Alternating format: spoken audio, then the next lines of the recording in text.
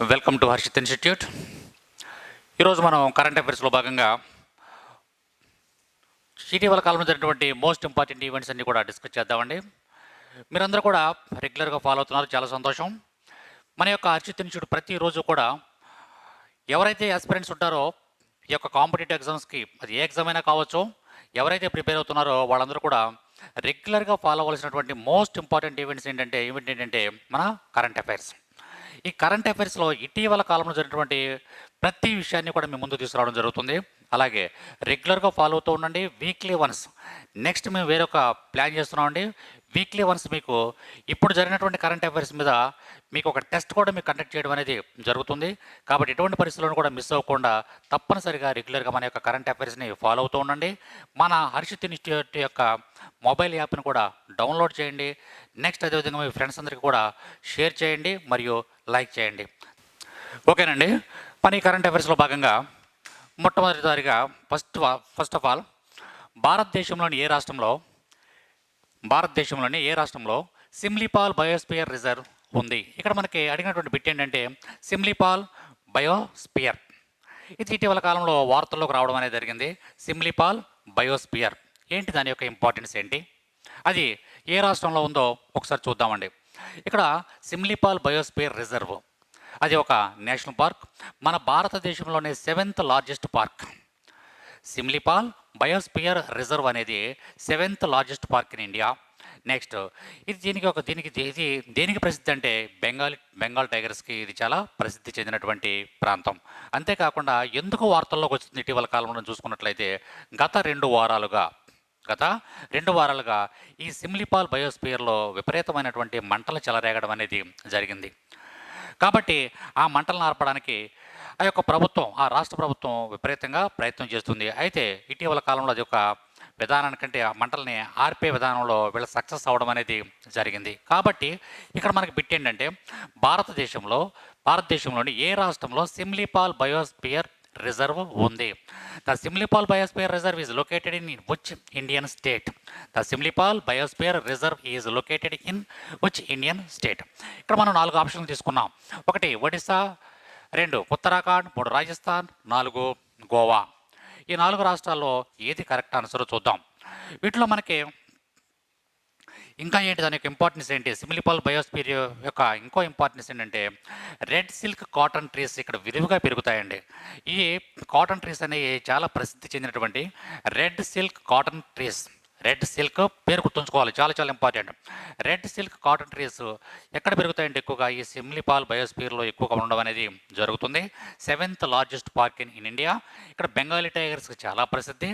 Next ఎందుకు దాని గురించి మనం చెప్పుకుంటున్నాము అంటే సిమ్లీపాల్ గురించి ఇటీవల కాలంలో 2 వారాలుగా విపరీతమైనటువంటి మంటలు చెలరేగడం అనేది జరిగింది. దానిని ఇటీవల కాలంలో అదుపులో తీసుకురావడం అనేది జరిగింది. సరే, ఇక్కడ మనకు ఆన్సర్ చూసుకున్నట్లయితే దీని యొక్క ఆన్సర్ ఒడిశా. సరే, ఇక్కడ మనకి ఒడిశా అని రాగానే గతంలో కూడా చెప్పుకున్నాం మనం. ఏదైనా ఒక రాష్ట్రం గురించి చెప్పుకునేటప్పుడు దాని యొక్క సీఎం ఎవరు, గవర్నర్ ఎవరు అనేది కూడా చూద్దాం ఒకసారి. మీ అందరికీ తెలుసు, ఒడిశా సీఎం నవీన్ పట్నాయక్. ఒడిశా యొక్క సీఎం నవీన్ పట్నాయక్. అంతేకాకుండా ఒడిశా యొక్క గవర్నర్ ఎవరు? నేను గత క్లాసులో కూడా చెప్పానండి. ఒడిశా గురించి ఒక బిట్ వచ్చినప్పుడు ఆ క్లాసులో చెప్పడం జరిగింది. ఒడిశా యొక్క ప్రజెంట్ గవర్నర్ గణేషి లాల్. పేరు గుర్తుంచుకోవాలి, గణేషి లాల్ ప్రస్తుత ఒడిశా యొక్క గవర్నర్. కాబట్టి ఇది మనకి ఇటీవల కాలంలో వార్తల్లో వస్తున్నటువంటి సిమ్లీపాల్ బయోస్పియర్ రిజర్వ్ చాలా చాలా ఇంపార్టెంట్ బిట్ మన ఎగ్జామినేషన్ పాయింట్ ఆఫ్ వ్యూలో. నెక్స్ట్ విషయంగా చూసుకున్నట్లయితే ఇటీవల ఏ ఎన్జిఓ సంస్థ ప్రపంచ రాజకీయ హక్కులు మరియు స్వేచ్ఛలపై తన వార్షిక నివేదికను ప్రచురించింది? ఇది కూడా మీరు వార్తల్లో చూసే ఉంటారు, న్యూస్లో చూసే ఉంటారు. ఎవరైతే రెగ్యులర్గా పేపర్ ఫాలో అవుతున్నారో వాళ్ళు తప్పనిసరిగా బిట్లన్నింటిని కూడా ఆన్సర్ చేయగలరు. ఎందుకంటే ప్రతిరోజు చెప్తున్నామండి, కరెంట్ అఫైర్స్ అనేవి ప్రతి కాంపిటేటివ్ ఎగ్జామ్ కూడా చాలా చాలా ఇంపార్టెంట్. సరే, ఇక్కడ మనకి ఇటీవల ఏ ఎన్జిఓ సంస్థ ప్రపంచ రాజకీయ హక్కులు మరియు స్వేచ్ఛలపై తన వార్షిక నివేదికను ప్రచురించింది? Which NGO recently published it's annual report on global political rights and liberties అని చూసుకున్నట్లయితే ఇక్కడ మనకి 4 ఆప్షన్లు ఇవ్వడం అనేది జరిగింది. 4 ఆప్షన్లు ఇచ్చాం. 1 బ్రాక్, 2ది ఫ్రీడమ్ హౌస్, 3 అంతర్జాతీయ red cross society, 4th one world vision international. 1 BRAC, BRAC. Next freedom house. Third one అంతర్జాతీయ రెడ్ క్రాస్ కమిటీ. నాలుగవది వరల్డ్ విజన్ ఇంటర్నేషనల్. ఈ నాలుగిట్లో ఏది ఇటీవల కాలంలో ఏ ఎన్జిఓ సంస్థ, ఎన్జిఓ అంటే మనందరికీ తెలుసు, ఎన్జిఓ అంటే non governmental organisation. NGO means non governmental organisation. ఈ నాన్ గవర్నమెంటల్ ఆర్గనైజేషన్లో ఇటీవల కాలంలో ప్రపంచవ్యాప్తంగా ఉన్నటువంటి రాజకీయ హక్కులను ఉపయోగించుకున్నటువంటి దేశాలు ఏంటి, రాజకీయ స్వేచ్ఛ ఆ దేశాల్లో ఎంతవరకు ఉంది అనేటువంటి ఒక ఒక పొలిటికల్ రిపోర్ట్ అనేది ఇటీవల కాలంలో ఇవ్వడం అనేది జరిగింది. ఆ ఇచ్చినటువంటి సంస్థ పేరు ఏమిటి అనేది మనకి ఇక్కడ ప్రశ్న. సరే, ఇక్కడ మనకి ఈ 4 ఆన్సర్లో చూసుకున్నట్లయితే కరెక్ట్ ఆన్సర్ చూసుకున్నట్లయితే freedom house. Correct answer freedom house అనేది ఇది రైట్ ఆన్సర్. సరే, ఇక్కడ మనం ఫ్రీడమ్ హౌస్ అన్నాం, ఇది ఒక ఎన్జిఓ సంస్థ అని చెప్పుకుంటున్నాం. ఎక్కడ ఉంది ఎన్జిఓ సంస్థ, దాని యొక్క హెడ్ క్వార్టర్ ఎక్కడ ఉంది చూసుకున్నట్లయితే ఫ్రీడమ్ హౌస్ యొక్క హెడ్ క్వార్టర్ వచ్చి యుఎస్ఏ. ఇది యుఎస్ఏ ఆధ్వర్యంలో ఉన్నటువంటి ఒక ఎన్జిఓ సంస్థ. దీని యొక్క head quarter Washington DC. Washington DC. Freedom house అడుగుతా అండి, గ్యారంటీకి ఇటువంటి బిట్లు చాలాసార్లు ఎగ్జామ్లో అడగడం అనేది జరిగింది కాబట్టి చాలా కేర్ఫుల్గా ఉండాలి ఎగ్జామ్స్ ఈ విషయాల్లో మాత్రం, కరెంట్ అఫైర్స్ విషయంలో. ఫ్రీడమ్ హౌస్ అనే దాని యొక్క head quarter Washington DC. DC means district of Columbia. District of Colombia.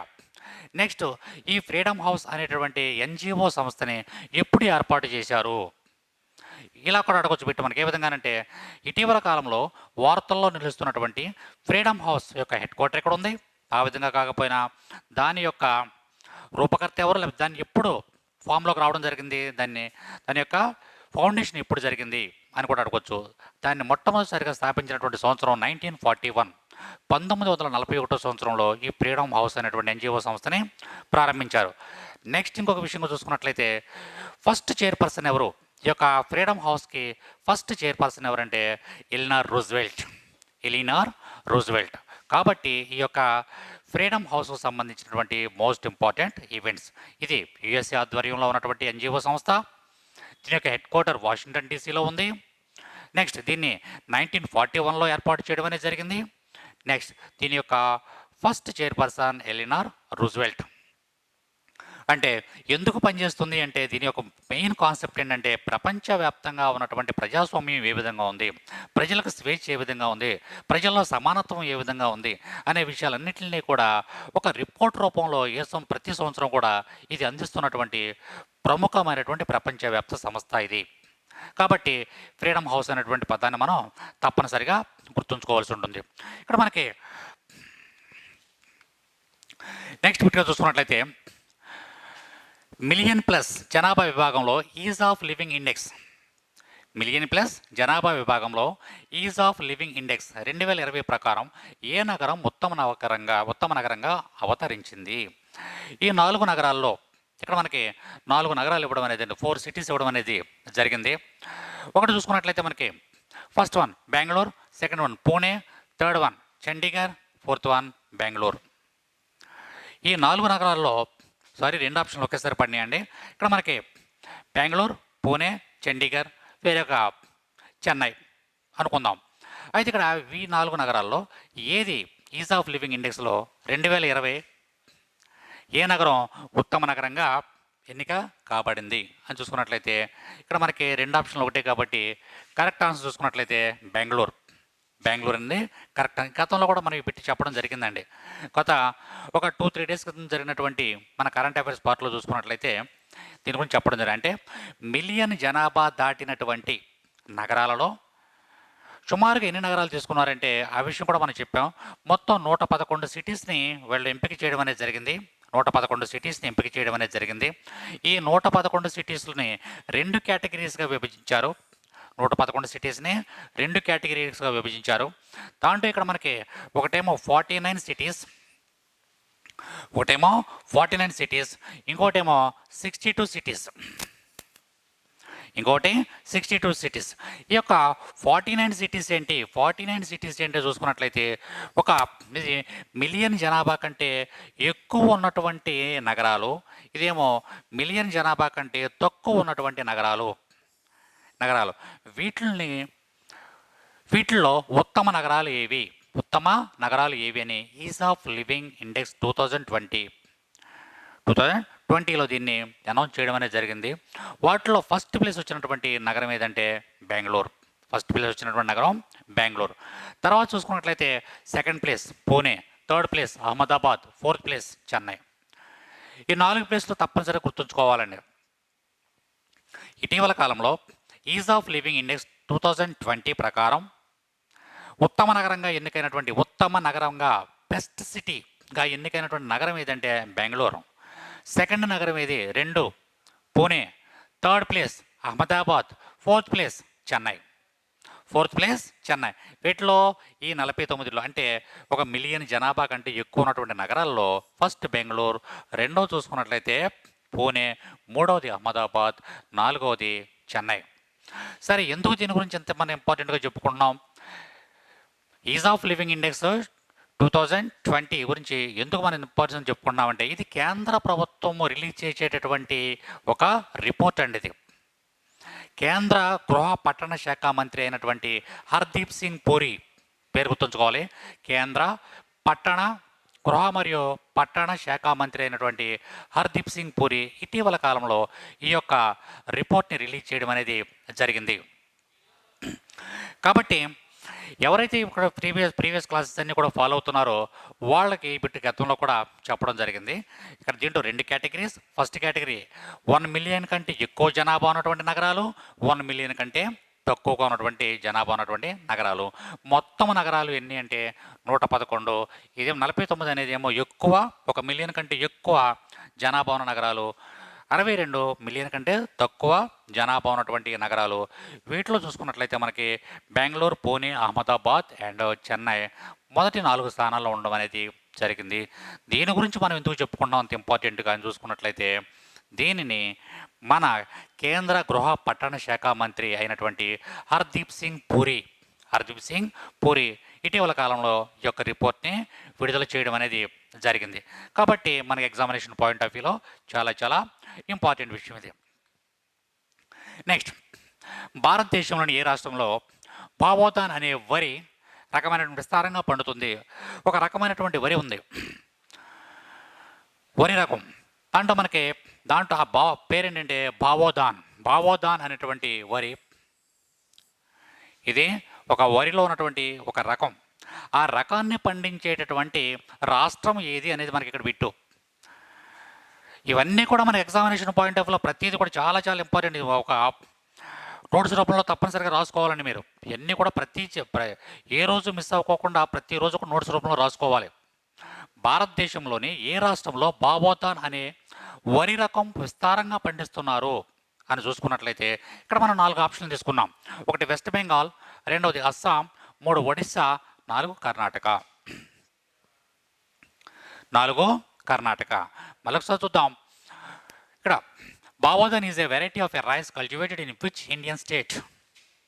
It's very clear. Baodhan is a variety of rice cultivated in which Indian state? భారతదేశంలో ఏ రాష్ట్రంలో బావోదాన్ అనే వరి రకం విస్తారంగా పండించబడుతుంది లేదా పండిస్తున్నాము?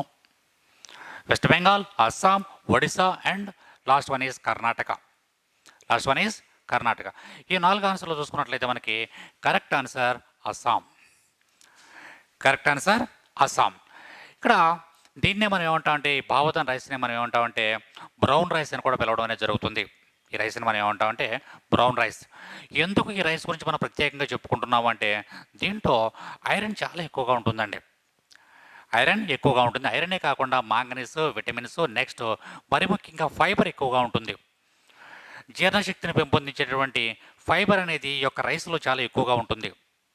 కాబట్టి అస్సాంలో పండించేటువంటి ఈ రైస్కి అంతా ప్రత్యేకత ఉంది. అంతేకాకుండా అక్కడ ప్రభుత్వం ఈ యొక్క రైస్ని ఎంకరేజ్ చేయడం అనేది జరుగుతుంది. ఈ యొక్క పంటను ఎంకరేజ్ చేయడం అనేది జరుగుతుంది. తద్వారా ఏమవుతుందంటే రైతుల యొక్క ఆదాయం విపరీతంగా పెరిగింది ఇటీవల కాలంలో.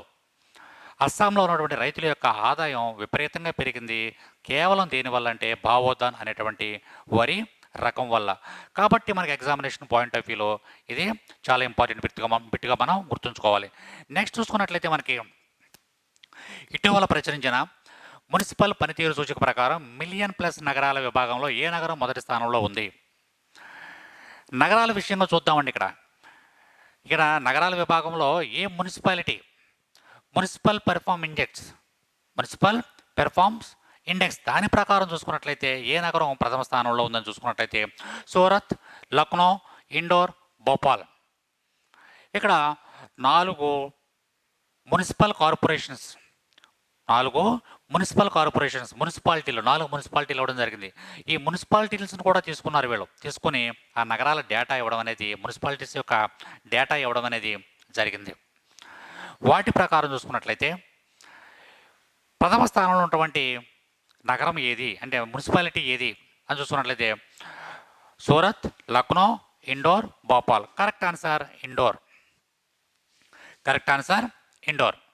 కాబట్టి first place Indore, second place Surat, third place Bhopal.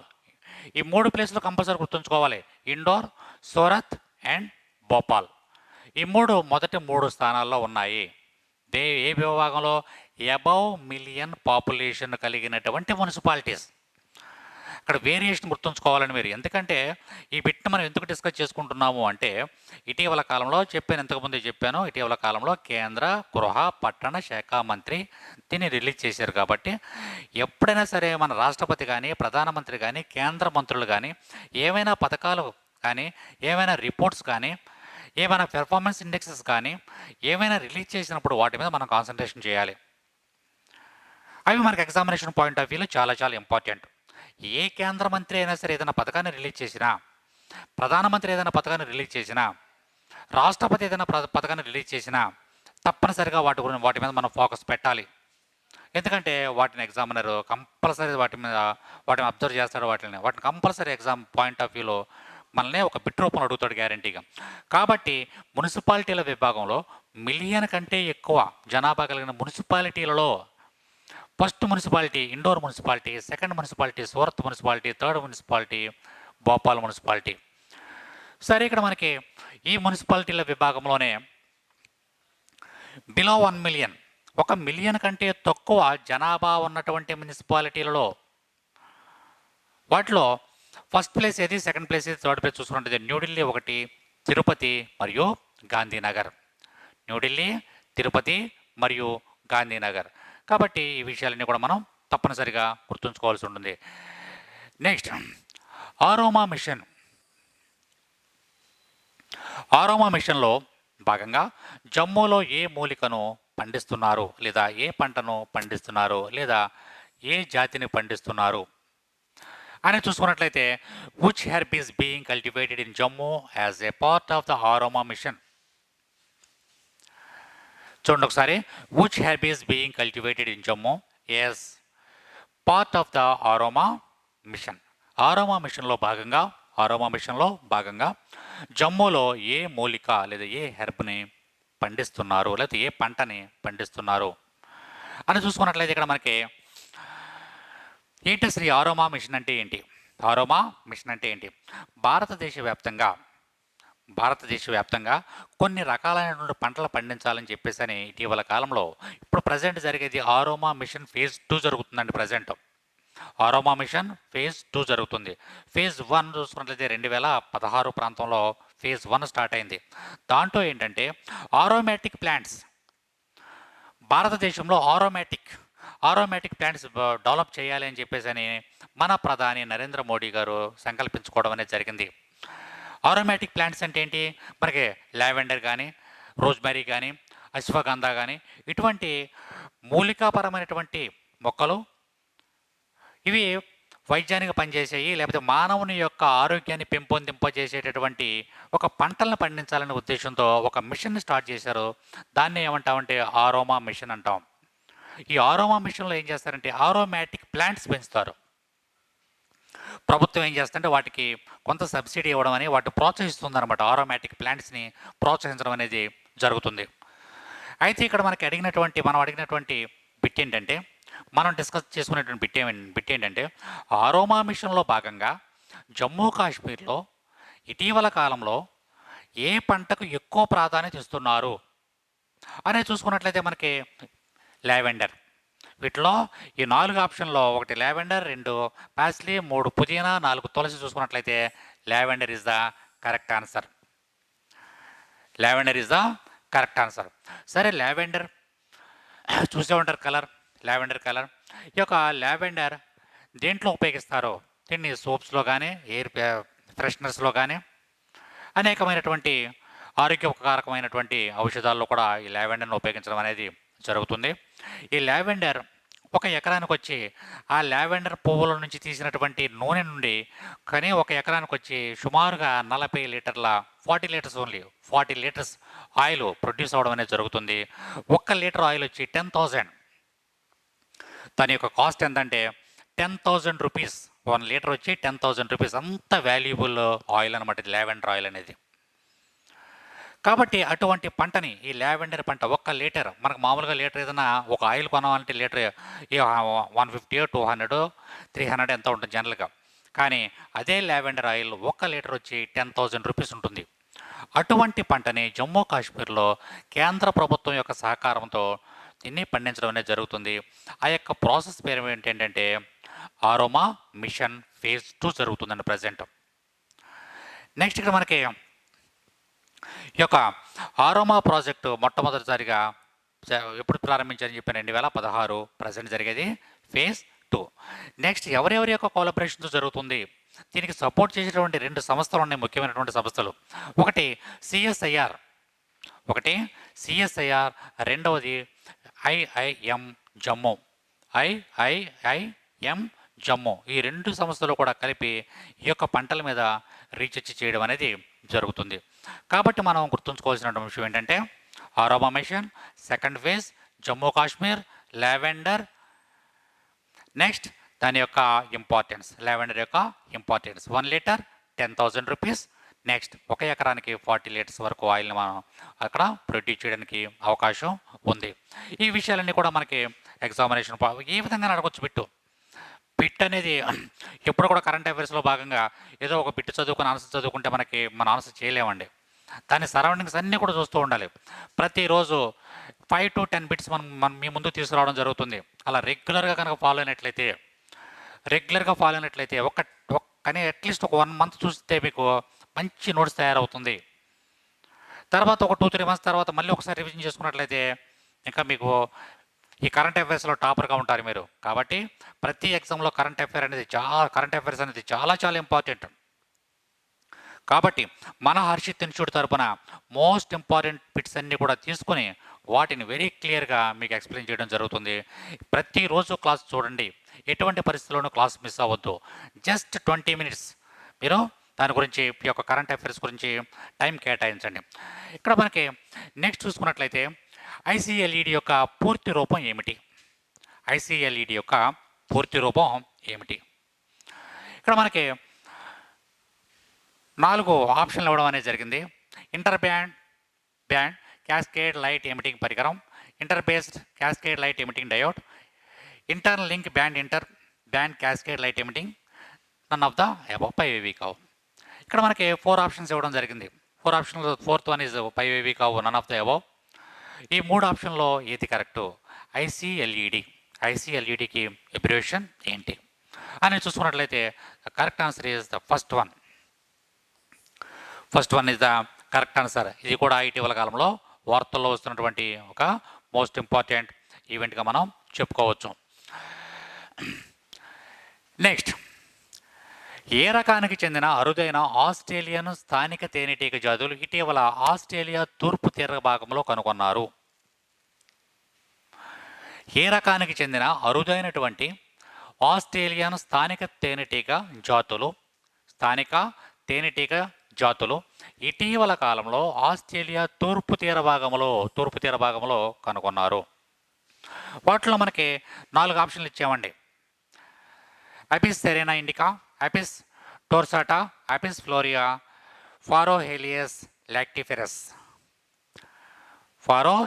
Lactiferous అనేటువంటి 4 జాతులు ఇవ్వడం అనేది జరిగింది. 4 జాతులు కూడా తేనెటీగ జాతులు. ఈ తేనెటీగ జాతుల్లో ఏ జాతిని ఇటీవల కాలంలో ఆస్ట్రేలియా యొక్క తూర్పు తీర భాగంలో కనుగొన్నారు? Which rare species have native Australian bee was recently spotted along the east coast of Australia? అది మనకి ఇక్కడ పెట్టు. వీటిలో మనం చూసుకున్నట్లయితే ఎందుకు దీని గురించి ప్రత్యేకంగా చెప్పుకుంటున్నామంటే 1923 1923 జాన్యువరి 1923 జాన్యువరిలో ఈ యొక్క తేనెటీగ యొక్క రకాన్ని మనం చూసాం. 1923 జాన్యువరిలో ఈ యొక్క ఆస్ట్రేలియాలో ఈ యొక్క తేనెటీగ యొక్క రకం చూసాం. తర్వాత ఇప్పుడు 2020లో ఉన్న సుమారుగా 100 సంవత్సరాల్లో ఈ యొక్క జాతి మనకు కనిపించకుండా పోయింది. కానీ మరలా రీసెంట్గా ఇటీవల కాలంలో అదే తేనెటీగ రకం ఇటీవల కాలంలో ఆస్ట్రేలియా యొక్క తూర్పు తీర భాగంలో కనుగొనబడింది. అంటే 100 ఇయర్స్ తర్వాత, అప్రాక్సిమేట్లీ 100 ఇయర్స్ తర్వాత ఈ యొక్క తేనెటీగను చూస్తున్నాం. కాబట్టి ఇది ఆ తేనెటీగ యొక్క రకం ఏంటి అని అడుగుతున్నాడు వాడు. అక్కడ మనం అడిగేటువంటి బిట్ ఏంటంటే మనకి ఆ తేనెటీగ యొక్క రకం ఏంటి, ఈ 4 ఆప్షన్స్లో ఏది. అయితే దాన్ని ఎక్కడ కనుక్కున్నారు? 1923లో జాన్యువరిలో క్వీన్లాండ్, పేరు గుర్తుంచుకోవాలండి, క్వీన్లాండ్ అనేటువంటి ప్రదేశంలో, క్వీన్లాండ్ అనేటువంటి ప్రదేశంలో 1923 జాన్యువరిలో దాన్ని కనుక్కున్నారు. ఆ తర్వాత ఆ యొక్క తేనెటీగ యొక్క జాతి అనేది అంతరించిపోయిందేమో, కనిపించట్లేదని చెప్పేసి అనుకున్న సందర్భంలో ఇటీవల కాలంలో దాన్ని మరలా కనుగొనడం అనేది జరిగింది. ఆ తేనెటీగ రకము ఏది అని చూసుకున్నట్లయితే మనకి the 4th one is the correct answer, Pharohylaeus lactiferus. Pharohylaeus lactiferus అనే దాన్ని ఇటీవల కాలంలో కనుగొనడం అనేది జరిగింది. పిట్టు మనకి ఈ విధంగా కూడా అడగవచ్చు. ఆస్ట్రేలియా తూర్పు తీర భాగంలో ఇటీవల అంతరించిపోయింది అనుకున్నటువంటి తేనెటీగ జాతి ఇటీవల కాలంలో మరలా కనిపించింది. ఆ జాతి పేరేంటి అని అడగడానికి అవకాశం ఉంది. ఫారోహేలియస్ లాక్టిఫెరస్ అనేది ఆ తేనెటీగ యొక్క జాతిగా మనం గుర్తుంచుకోవాల్సి ఉంటుంది. నెక్స్ట్ చూసుకున్నట్లయితే భారతదేశం యొక్క అతిపెద్ద భూ ఆధారిత ఆప్టికల్ టెలిస్కోప్ ఇక్కడ గుర్తుంచుకోవాలండి. టెలిస్కోప్ ఇటీవల ఏ రాష్ట్రంలో స్థాపించబడింది?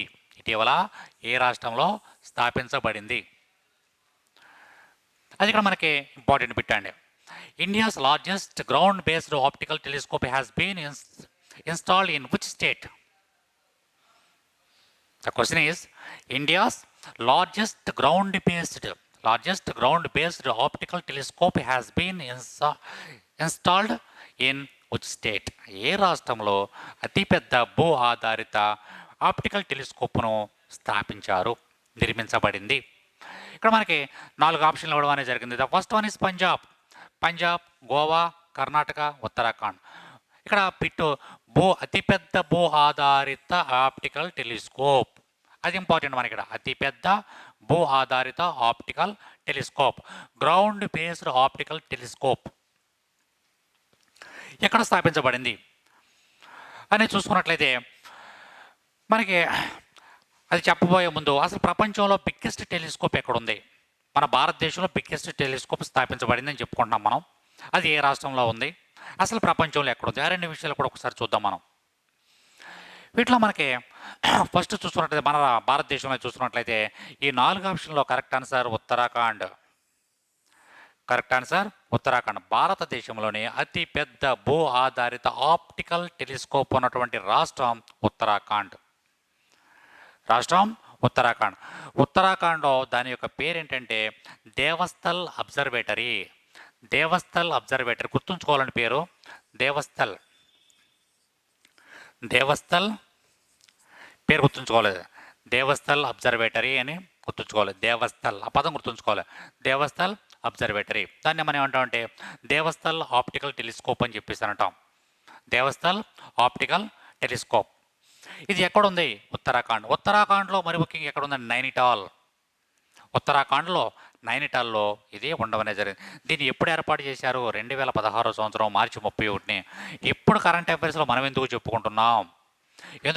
దాన్ని ఇంకా మళ్ళీ మోడిఫై చేసి ఆ యొక్క టెలిస్కోప్ని 3 విభాగాలుగా దాన్ని డెవలప్ చేయడం అనేది జరిగింది. అత్యంత ప్రామాణికంగా అది ప్రజెంట్ వర్క్ చేయడం అనేది జరిగింది. దాని యొక్క రేంజ్ని కూడా పెంచడం అనేది జరిగింది ఇటీవల కాలంలో. రీసెంట్గా వార్తల్లో ఉన్నటువంటి అంశం అది. దేవస్థల్ అబ్జర్వేటరీ అంటాం, లేదా దేవస్థల్ ఆప్టికల్ టెలిస్కోప్ అని అంటాం. అది ఉత్తరాఖండ్లో ఉంది. భారతదేశంలో అతి పెద్ద భూ ఆధారిత ఆప్టికల్ టెలిస్కోప్ ఉత్తరాఖండ్లో నైనిటాల్లో ఉంది. ఎవరు దాన్ని యాక్టివేట్ చేశారు? దాన్ని ఎవరి చేత ప్రారంభించబడింది? నరేంద్ర మోడీ. 2016 మార్చి 31 ఫస్ట్ కానీ దాన్ని ఇంకా డెవలప్ చేసుకుంటూ వస్తున్నారు. సరే, ఈ బిట్లన్నీ అలా ఉన్నప్పటికీ కూడా ఇంకొకటి ఏంటంటే ఈ యొక్క ఇంకా కొంచెం డెప్త్గా అడిగినట్లయితే బిట్ని కనుక మన ఎగ్జామినేషన్లో ఇంకా బిట్ కనుక కొంచెం డెప్త్గా వెళ్ళినట్లయితే ఈ యొక్క టెలిస్కోప్ నిర్మాణంలో ఈ అతిపెద్ద భూ ఆధారిత ఆప్టికల్ టెలిస్కోప్ నిర్మాణంలో సహాయం చేసినటువంటి దేశం ఏది అని అడగొచ్చు. మన భారతదేశానికి సహాయం చేసినటువంటి దేశం ఏదంటే బెల్జియం. పేరు గుర్తుంచుకోవాలండి. ఇక్కడ ఈ దేవతల టెలిస్కోప్కి సహాయం చేసిన వారు దేశం ఏది అంటే బెల్జియం. బెల్జియం దేశం దీనికి ఈ యొక్క టెలిస్కోప్ నిర్మాణంలో సహాయం చేయడం అనేది జరిగింది. సరే, ఇక్కడ మనకి భారతదేశంలో అతిపెద్ద భూ ఆధారిత ఆప్టికల్ టెలిస్కోప్ ఉత్తరాఖండ్లో ఉంది. దేవస్థాల అబ్జర్వేటరీ అంటాం, లేదా దేవస్థాల ఆప్టికల్ టెలిస్కోప్ అని చెప్పేసి అంటాం. నైనిటాల్లో ఉంది. నైనిటాల్ ఉత్తరాఖండ్లో ఉందని చెప్పేసి అంటాం. సరే, ప్రపంచంలో అతిపెద్ద టెలిస్కోప్ ఏది? ప్రపంచంలో అతిపెద్ద భూ ఆధారిత టెలిస్కోప్ ఏది? అది కూడా మనం చూసుకున్నట్లయితే గ్రాండ్ టెలిస్కోపియో కానరిస్. దాని పేరేంటంటే గ్రాండ్ టెలిస్కోపియో కానరిస్ అనేది ప్రపంచంలోనే అతిపెద్ద టెలిస్కోప్. ఇది ఎక్కడ ఉంది, దాన్ని ఎప్పుడు నిర్మించారు, అది విషయం కూడా చూద్దాం.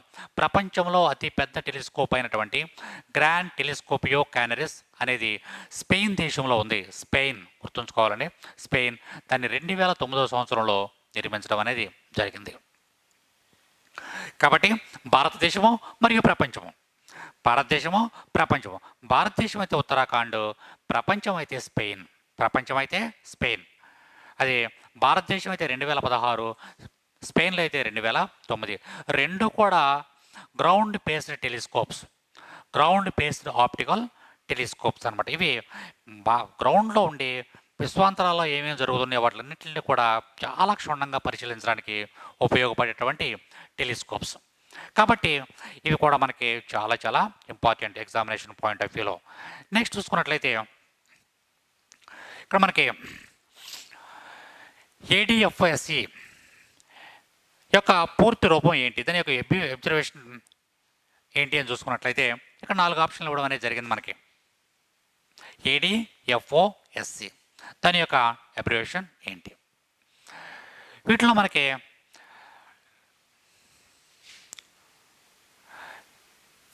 ఏరియస్ దేవస్థాల్ మరియు ఆబ్జెక్ట్ స్పెక్ట్రోగ్రాఫ్ కెమెరా అని చెప్పేసి ఇవ్వడం జరిగింది.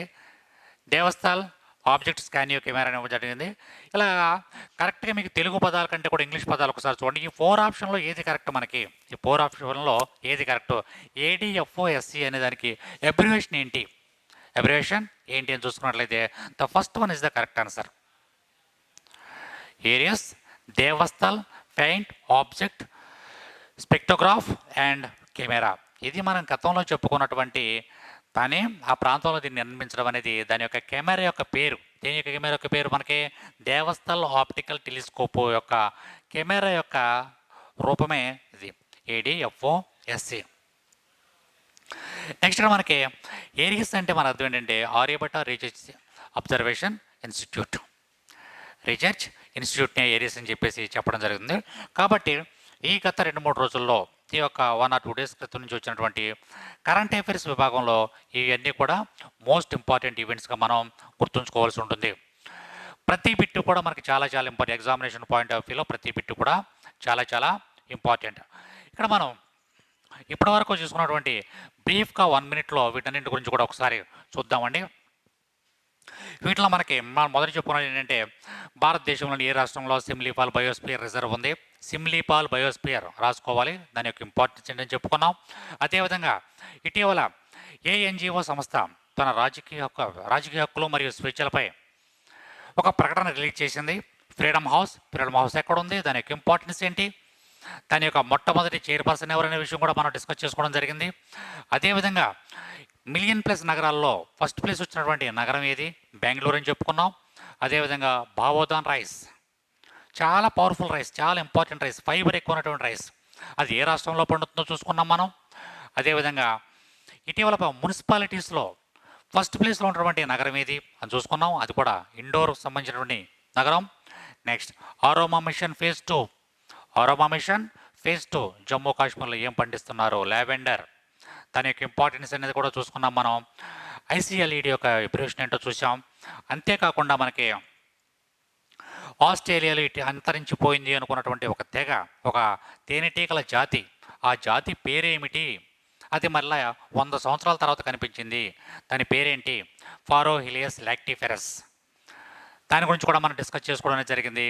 అంతేకాకుండా భారతదేశంలో అతిపెద్ద భూ ఆధారిత ఆప్టికల్ టెలిస్కోప్ ఎక్కడ ఉంది? ఉత్తరాఖండ్ అని చెప్పుకున్నాం. ప్రపంచంలో అయితే స్పెయిన్ అని చెప్పుకున్నాం. ఈ విషయాలన్నీ కూడా మనం ఇప్పుడు డిస్కస్ చేసుకోవడం అనేది జరిగింది. కాబట్టి ఇటువంటి మోస్ట్ ఇంపార్టెంట్ కరెంట్ అఫైర్స్ పార్ట్లన్నీ కూడా మీకు ప్రతిరోజు అందించడం జరుగుతుంది. రెగ్యులర్గా మన హర్షిత్ ఇన్స్టిట్యూట్ యొక్క కరెంట్ అఫైర్స్ని ఫాలో అవుతూ ఉండండి. మరియు మన ఇన్స్టిట్యూట్ యొక్క మొబైల్ యాప్ని తప్పనిసరిగా డౌన్లోడ్ చేసుకోండి. అలాగే మనం అందించేటటువంటి ఈ యొక్క కరెంట్ అఫైర్స్ని మీ ఫ్రెండ్స్కి షేర్ చేయండి మరియు లైక్ చేయండి. నెక్స్ట్ అదేవిధంగా ఇక రాబోయే రోజుల్లో ఎవ్రీ సండే లేదా ఎవ్రీ మండే ఒకరోజు మనం ఈ యొక్క కరెంట్ అఫైర్స్, గతంలో జరిగిన కరెంట్ అఫైర్స్ అన్నిటి మీద ఒక స్మాల్ టెస్ట్ పెట్టుకుందామండి. తద్వారా ఏంటంటే మన మెమరీ పవర్ ఎంతవరకు ఉంది, మనం ఎంతవరకు ఫాలో అవుతున్నాం అనే విషయాలు మనం ఈజీగా ఫైండ్ అవుట్ చేయడానికి అవకాశం ఉంటుంది. కాబట్టి రెగ్యులర్గా మన హర్షిత్ ఇన్స్టిట్యూట్ యొక్క యాప్ని ఫాలో అవుతూ ఉండండి. కరెంట్ అఫైర్స్ని రెగ్యులర్గా చూస్తూ ఉండండి. మీకు ఎగ్జామినేషన్ పాయింట్ ఆఫ్ వ్యూలో చాలా చాలా ఉపయోగపడతాయి. Thank you very much.